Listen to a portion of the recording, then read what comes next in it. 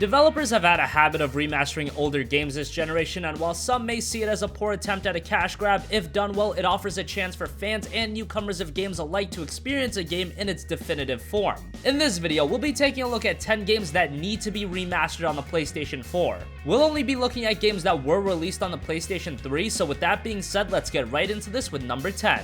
Number 10, the Resistance Trilogy. Resistance was one of the premier games during the early part of the PlayStation 3's life. The first Resistance game was really the one game people bought a PS3 for at launch, and the second game was a pretty big hit too.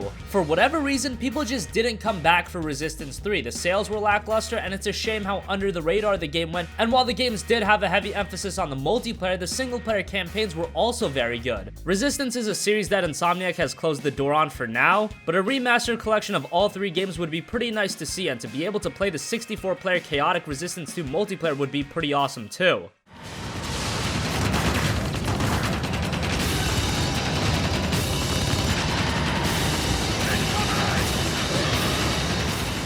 Number 9, Dead Space 1 and 2. When I talk about Dead Space, I like to forget that the third game ever existed. It just wasn't very good and nowhere near the quality of the first two games. Dead Space 1 and 2 were fantastic survival horror games. Yeah, there were times where you could see the jump scares a mile away, but that didn't detract from either of the games. The gameplay was awesome, the visuals were great, the story was interesting. Dead Space is another series that has been forgotten about, possibly due to the lackluster third entry, but I and many others would love to see the first two games remastered on the PlayStation 4.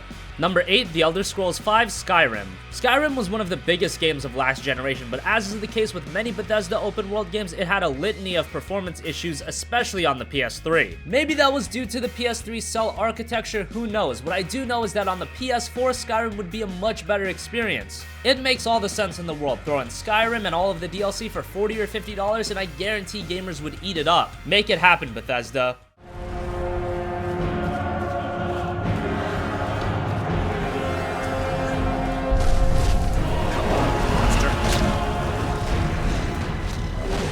Number 7, Infamous 1 and 2. Take nothing away from Infamous Second Son, that was a pretty good game, but Infamous 1 and 2 were just another notch higher. Sure, the visuals aren't as good, but from the content, writing, and gameplay, the games were on point. The first game is almost 7 years old, and there are many who have never played the first two games and experienced the story of Cole McGrath. And from a story perspective, Infamous 1 had one of the best plot twists in all of gaming that all gamers deserve to experience. Bundle Infamous 1 and 2, up the resolution and frame rate, and you've got a very nice collection. Number 6, Vanquish. Remasters shouldn't always be for the biggest games, it should also be for games that deserve a second wind. Platinum Games created one of the best third-person shooters I've ever played with Vanquish. It was so unique, so fast-paced, and just like the majority of Platinum games, a ton of fun. And even to this day, the graphics look great with some awesome particle effects. It would look even better at 1080p, not to mention that the original game did have some performance issues, and Vanquish is definitely a game that deserves to have the 60 FPS facelift. Publishers Sega have shown that they're not against remastering games that went underlooked. They're doing that with Valkyria Chronicles. Let's see the same for Vanquish, it deserves it. Number 5, Killzone 2 and 3. Killzone 2 is one of my personal favorite PlayStation 3 games of all time. I, like many others, got so invested to the multiplayer, putting over 100 hours on it. Much of the same happened with Killzone 3. The graphics were ridiculously great for the time, the gameplay was solid. I preferred Killzone 2's, but both were pretty good. The campaigns weren't anything to write home about, but the multiplayer was excellent. It's unfortunate that Killzone Shadowfall was such a mediocre game and that Guerrilla has stepped away from the series for the time being to work on Horizon. It would be great to go back and play the Killzone 2 multiplayer on the PS4 because I don't think many are all that invested into the Shadowfall multiplayer. A collection with both games, the DLC, and matchmaking with both games' maps would be fantastic.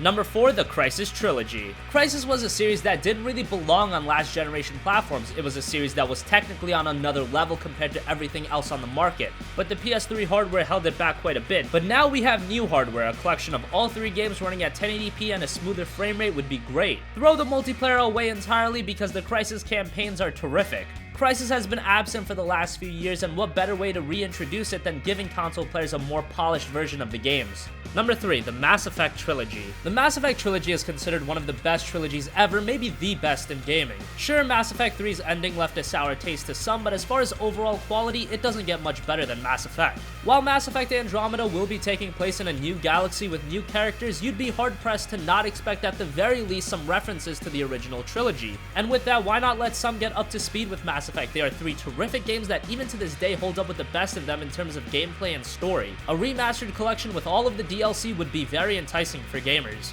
Number 2, Ratchet & Clank Future. Ratchet & Clank recently made its comeback on PlayStation 4 and that was great to see. That game performed extremely well critically and commercially, showing that gamers still have a lot of love for the Lombax. Ratchet & Clank Future Tools of Destruction and A Crack in Time were 2 fantastic platformers on the PS3. They told a great story that was a bit more emotional than previous games while retaining everything that made Ratchet so much fun. If we aren't getting a brand new Ratchet game with a brand new story, a Ratchet & Clank Future Remastered Collection would be great. In fact, let's get a brand new game with a brand new story and the Future Collection going.